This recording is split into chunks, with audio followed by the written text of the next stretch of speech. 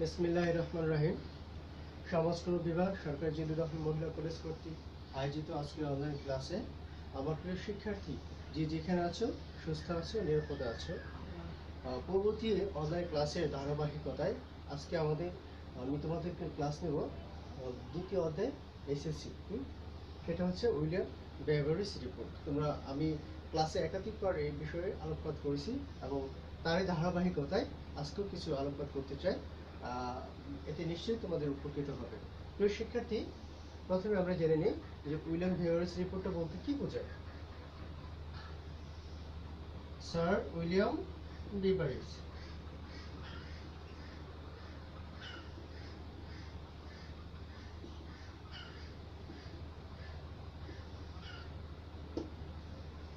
আমরা জানি যে দ্বিতীয় বিশ্বযুদ্ধ পরবর্তী সময় ইংল্যান্ড দ্বিতীয় বিশ্বযুদ্ধ কখন হয়েছিল? 1939 থেকে 1945। আর আমাদের রিপোর্টটা ছিল 1942 সালে, 1942-তে। হ্যাঁ, এখন যে উইলিয়াম বেভারেজ রিপোর্ট, উনি কে ছিলেন? উনি ছিলেন একজন প্রথমত অক্সফোর্ড বিশ্ববিদ্যালয়ের অর্থনীতি অধ্যাপক এবং আইন বিষয়ক। এবং আমরা জেনে থাকি যে প্রবাসী সরকার বলে একটা কথা আছে। প্রবাসী সরকার, যেটা আমাদের কি ছিল, যুদ্ধের সময় বাংলাদেশের প্রবাসী সরকারের ঠিকানা ছিল কোথায়? কলকাতায় অবস্থিত ছিল। ঠিক সেইভাবে দ্বিতীয় বিশ্বযুদ্ধের সময় যে ইউরোপের যে দেশগুলো ছিল, সেই দেশগুলো প্রবাসী সরকার গঠন করেছিল কোথায়? ইংল্যান্ডে। Number one. দ্বিতীয়ত হচ্ছে, দ্বিতীয় বিশ্বযুদ্ধের সময় কোনো একটি দেশের যুদ্ধ অবস্থায় যখন থাকে, তখন কি তার পরিস্থিতি ভালো থাকে? নিশ্চয় না। কেন আমরা পরবর্তী দেখতে পাচ্ছি যে সিরিয়া, তারপর হচ্ছে কি ইরাক, এদের কি যুদ্ধ আছে। তারপরে যে ইয়েমেন, এদের কি পরিস্থিতি ভালো? এদের কি সামাজিক রাজনৈতিক অবস্থা কি ভালো? না, নিশ্চয়ই ভালো না। ঠিক সেইভাবে 1939 থেকে যেহেতু দ্বিতীয় বিশ্বযুদ্ধ শুরু হয়েছিল এবং 1945 সালে সেটা কি হয়েছিল? শেষ হয়েছিল। এবং এই যুদ্ধ অবস্থায় কোনো একটি দেশের অবস্থা কখনো কি থাকে না, ভালো থাকে না। যা সেটা অন্য দেশের জন্য কি হতে পারে? ক্ষতিকর। শুধু তাই না, সারা বিশ্বের জন্য এটা কি ক্ষতিকর, এবং এটা অত্যন্ত পীড়াদায়ক, কষ্টদায়ক। কোনো একটি দেশের সামাজিক, অর্থনৈতিক, রাজনৈতিক সকল ক্ষেত্রে পণ্ড করে দেওয়ার মতো একটা অবস্থা ছিল। যাই হোক, ইংল্যান্ডের একজন মন্ত্রী এই যুদ্ধ অবস্থা থেকে মুক্তি পেতে, বিশেষ করে সামাজিক, অর্থনৈতিক, রাজনৈতিকের যে সামাজিক যে অবস্থাটা ছিল, বিশেষ করে বেকারত্ব, বিশেষ করে সামাজিক সমস্যা নিরসন করে থেকে কিভাবে একটি দেশকে, একটি জাতিকে একটি অনুকূল দৃষ্টান্ত পরিণত করা যায়, কিভাবে বিশেষ করে সামাজিক নিরাপত্তার ক্ষেত্রে, কিভাবে ইংল্যান্ডকে একটি যুগোপযোগী এবং প্রত্যেকের মৌলিক চাহিদা পূরণ করে একটি শক্ত কাঠামোর ভিত্তিতে দাঁড় করা যায়, সেই ব্যবস্থায় কিন্তু এই রিপোর্টে চিন্তা করেছিল। এবং তারই ধারাবাহিকতায় লেবার পার্টির একজন মন্ত্রী আর্থার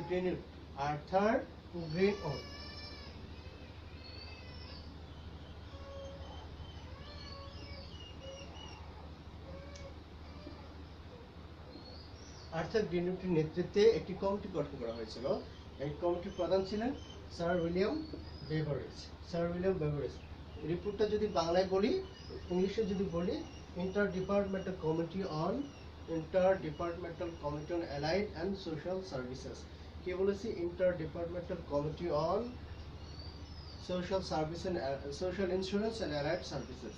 এটা একটি কমিটি গঠন করা হয়। এই কমিটির প্রধান উদ্দেশ্য ছিল যে ইংল্যান্ডে বিদ্যমান সামাজিক অবস্থা যেটা আছে, সেটাকে বিবেচনা করে, সেটাকে বিশ্লেষণ করে, সেটাকে পরিচালনা করে, সেটাকে গবেষণা করে, সেটাকে জরিপ করে, যেভাবে হোক এই পরিস্থিতিকে উত্তরণ করার জন্য একটি যুগোপযোগী কাঠামো প্রয়োজন।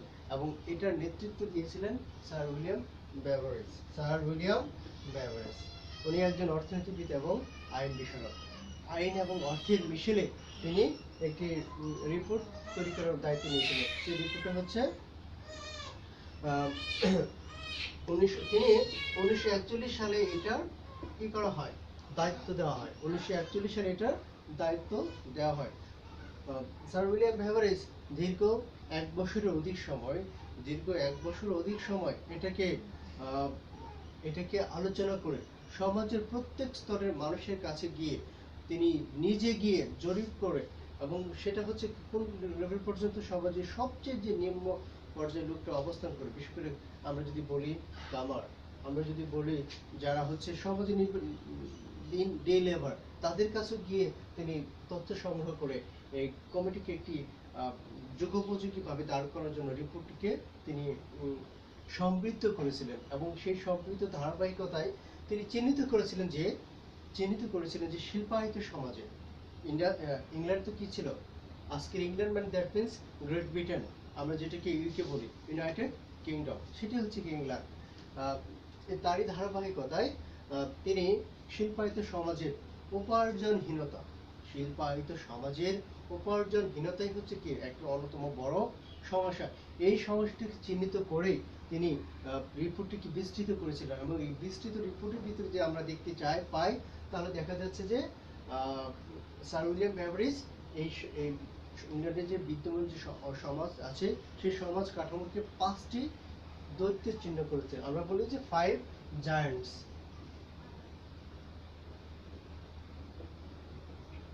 পঞ্চদৈত্য এটাকে বলে, হ্যাঁ,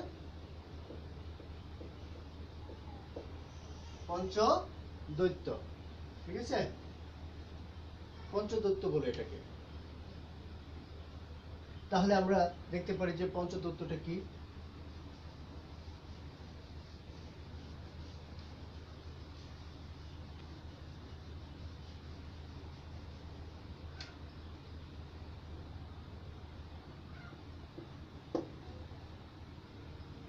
প্রথমত কি ছিল? অভাব, want। প্রথমত ছিল অভাব, তারপর হচ্ছে কি স্কোয়ালার,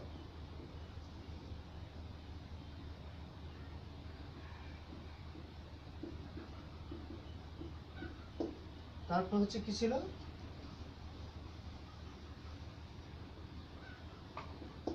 ডিজিজ, রোগ।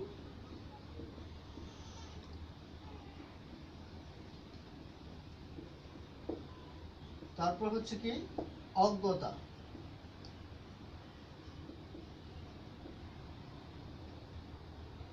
And last one is অলসতা।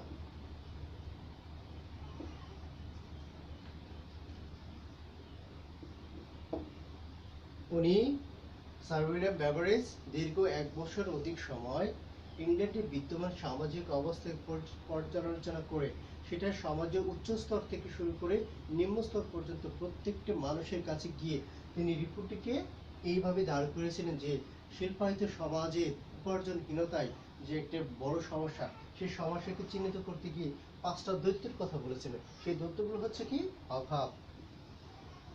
সেই দৈত্যটা হচ্ছে কি অভাব।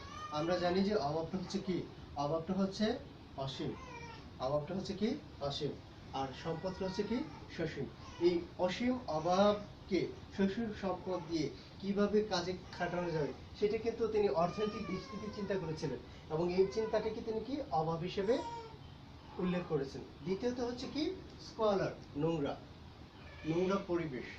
নোংরা পরিবেশটা হচ্ছে কি উনি একটা চিন্তা করেছেন। তাহলে নোংরা পরিবেশটা আমরা যদি আলোকপাত করতে চাই, তাহলে দেখা যাচ্ছে কি সমাজের নিম্ন স্তরের মানুষ যারা থাকে তাদের পরিবেশ সম্পর্কে কোনো জ্ঞান ধারণা না থাকলেই বাঞ্ছনীয় বা বলা চলে, তাদের পরিবেশ অত্যন্ত নোংরা অবস্থা, স্কলার, ঠিক আছে। তারপর হচ্ছে কি রোগ, এই যে যে অভাব, তারপর হচ্ছে কি স্কলার, এটা কিন্তু একটার সাথে একটা কি সম্পর্কযুক্ত।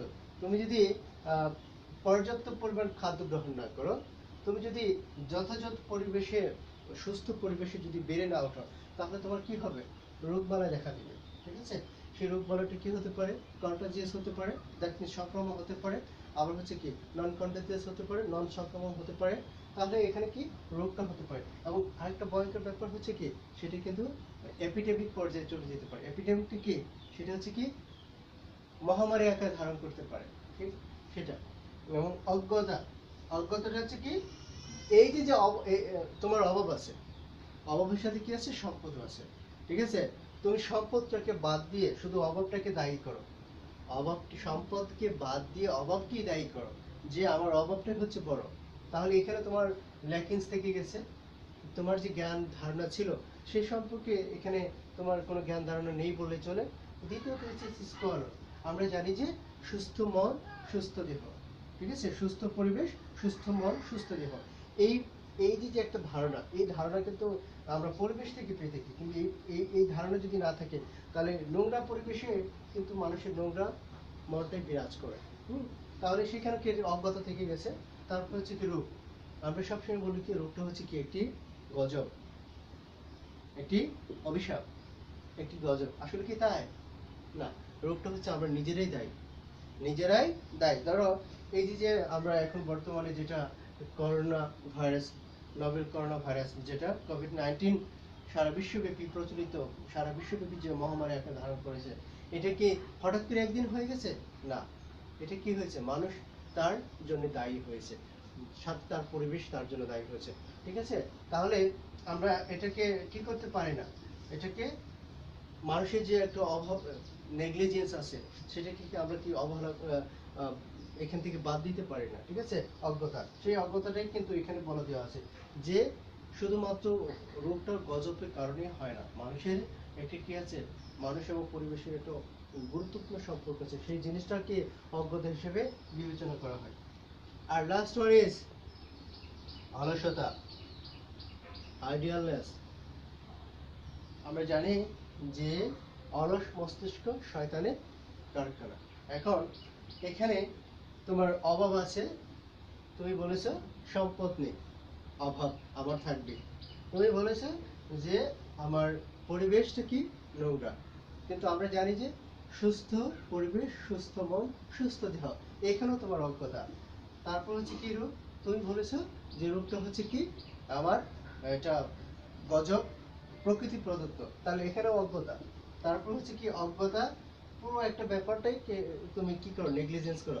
এবং এই জিনিসটা করার ক্ষেত্রে সবচেয়ে যে জিনিসটা প্রয়োজন, আইডিয়াল, অলস, অলস ভাবে বসে থেকে এই চিন্তাগুলি করা হয়, অলস ভাবে বসে থাকলে এই চিন্তাগুলো করা হয়। তখন কিন্তু ইংল্যান্ডের অর্থনৈতিক পরিস্থিতি কিন্তু শোচনীয় ছিল। একটা যুদ্ধের ভিতরে একটা পরিবেশ কেমন বিরাজ করে সেটা কিন্তু সহজে অনুমেয়। কেননা আমরা জানি বাংলাদেশে 9 মাস যুদ্ধের যে ক্ষেত্রে যে পরিমাণ ক্ষয়ক্ষতি ধ্বংস হয়েছিল, সেটা কিন্তু আমরা ইতিহাস থেকে তার দৃষ্টান্ত খুঁজে পাই, সেটা কিন্তু আমরা ইতিহাস থেকে কি তার উদাহরণ খুঁজে পাই, ঠিক আছে। এবং এই যে যে অবস্থাটা, সেই অবস্থাটাই ইংল্যান্ডে তখন বিরাজ করেছিল। এবং এই বিরাজ থেকে স্যার উইলিয়াম বেভারেজ নেতৃত্ব একটি সুপারিশ প্রণয়ন করেছিল। আচ্ছা, আমি সুপারিশ সম্পর্কে এখন একটু দেখবো। হ্যাঁ, উনি কি কি ধরনের সুপারিশ প্রণয়ন করেছিল। এখন তো দেখা গেল যে পঞ্চদৈত্য থেকে আমরা একটি কি ধরনের মুক্তি পেতে পারি, উপায়টা কি হতে পারে, সেটাও কিন্তু তিনি এই তার বিশেষ রিপোর্টে উল্লেখ করেছেন। এবং এই রিপোর্ট সম্পর্কে আমরা এখন একটু ধারণা করব।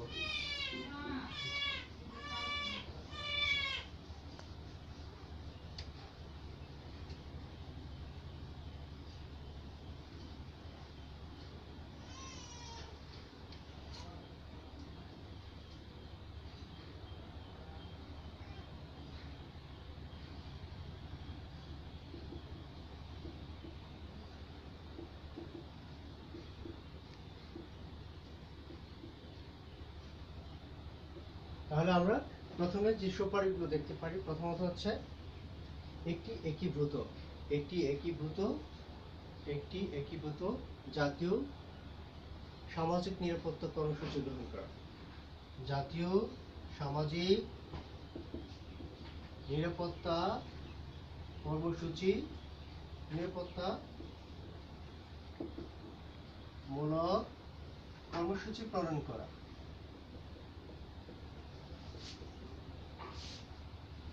একটি জাতীয় সামাজিক নিরাপত্তামূলক কর্মসূচি প্রণয়ন করা। 2 নম্বর হচ্ছে সামাজিক নিরাপত্তার আওতাভুক্ত বা সামাজিক নিরাপত্তা কর্মসূচির বাহিরে যারা আছে তাদের জন্য ব্যাপকভাবে সরকারি কর্মসূচি গ্রহণ করা। যারা সামাজিক নিরাপত্তামূলক কর্মসূচির বাহিরে আছে, জনগোষ্ঠী আছে, তাদের জন্য ব্যাপকভাবে সরকারি কর্মসূচি গ্রহণ করা। তারপর হচ্ছে 3 নম্বরটা হচ্ছে কি আমরা যে প্রথম শিশু পরবর্তী শিশুর জন্য, প্রথম শিশুর জন্মের পরবর্তী শিশুর জন্য সাপ্তাহিক শিশু ভাতার ব্যবস্থা করা। তাহলে আমরা 4 নম্বরটা বলতে পারি কি? 4 নম্বরটা হচ্ছে যে ব্যাপকভাবে স্বাস্থ্য ও পুনর্বাসন কর্মসূচি প্রণয়ন করা। ব্যাপকভাবে স্বাস্থ্য ও পুনর্বাসন কর্মসূচি প্রণয়ন করা। তারপর 5 নম্বরটা হচ্ছে যে যারা এই সুবিধা থেকে বঞ্চিত হবে তাদেরকে একটি একীভূত কাঠামোতে অন্তর্ভুক্ত করা। এই হচ্ছে স্যার উইলিয়াম বেভারেজ রিপোর্টের সুপারিশমালা। আচ্ছা, এই সুপারিশমালাতে কি করা হয়েছিল? আসলে কি বাস্তবায়ন করা হয়েছিল? হ্যাঁ, বাস্তবায়ন করা হয়েছিল। এবং একটা জিনিস মনে রাখবা, সারা বিশ্বে যে নিরাপত্তা কর্মসূচি আছে, আচ্ছা সামাজিক নিরাপত্তা কর্মসূচি বলতে কি বোঝায় সেটা আমি তোমাদের পরবর্তী ক্লাসে বোঝাবো। হ্যাঁ, এখন এই যে সারা বিশ্বে যে সামাজিক নিরাপত্তা কর্মসূচিগুলো আছে সেই কর্মসূচিগুলো এখন ইংল্যান্ডে শুরু হয়ে সারা বিশ্বের জন্য একটি মডেল হিসেবে রূপান্তরিত হয়েছে। হ্যাঁ, রূপান্তরিত হয়েছে। আচ্ছা, আমরা এখন দেখবো যে সামাজিক নিরাপত্তা কর্মসূচির সুপারিশের ভিত্তিতে কি কি আইন করা হয়েছিল। 1 নম্বর হচ্ছে, আমরা যদি বলি একটু সংক্ষিপ্ত যদি বলি, যে 1945 সালে জাতীয় পারিবারিক ভাতা আইন, 1946 সালে শিল্প দুর্ঘটনা আইন, 1948 সালে হচ্ছে শিল্প দুর্ঘটনা আইন। এই আইনগুলো কি করা হয়েছিল? প্রণয়ন করা হয়েছিল। আচ্ছা, তাহলে পরবর্তী ক্লাসে তোমাদেরকে আমি সামাজিক নিরাপত্তা কর্মসূচি বলতে কি কি কি কর্মসূচি আছে সেই সম্পর্কে আমি বিস্তারিত আলোচনা করব। আজকে আপাতত এই পর্যন্ত। প্রিয় শিক্ষার্থী, তোমরা যে যেখানে আছো সুস্থ থাকো। আর হ্যাঁ, কোভিড-19 কিন্তু একটি আতঙ্ক নয়, এটি সচেতনতাই পারে আমাদেরকে এই মহামারী থেকে রক্ষা করতে। তোমরা যে যেখানে আছো ভালো থাকো, সুস্থ থাকো। আর হ্যাঁ, পড়াশোনায় নিমগ্ন হও। খুদা হাফেজ, আবার দেখা হবে।